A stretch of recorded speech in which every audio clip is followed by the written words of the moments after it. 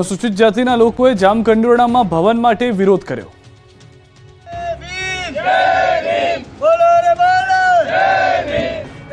રાજકોટ જિલ્લાના જામકંડોરણા તાલુકાના ધોળીધાર ગામના લોકો આકરા પાણીએ જોવા મળ્યા। અનુસૂચિત જાતિ માટે મંજૂર કરવામાં આવેલ ડોક્ટર બાબાસાહેબ આંબેડકર ભવન ન બને તેવા પ્રયત્નો કરવામાં આવ્યા હોવાના આક્ષેપો કર્યા, જેથી ગામના લોકોએ અંચન પર બેસવાની ચીમકી આપી અને પોલીસ મથકે અરજી આપી ફરિયાદ નોંધવા માંગ કરી। ઉલ્લેખનીય છે કે ધોળીધાર મુકામે બાબાસાહેબ આંબેડકર ભવન બનાવવા માટે 5 લાખની ગ્રાન્ટ મંજૂર કરવામાં આવી હતી।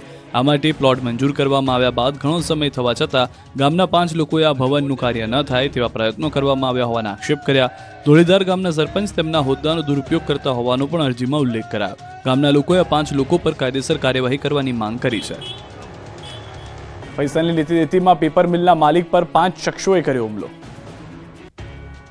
કોટડા સાંગાણીના અરડોઈ ગામે લુખ્ખાઓએ આ રીતે પેપર મિલના માલિક પર તૂટી પડ્યા। અરડોઈ ગામે આવેલી સોમનાથ પેપર મિલના માલિક રશ્મિન અને તેના ભાગીદાર સાથે રામકુ માંજરિયા નામના 5 શખ્સોએ બબાલ કરી હતી।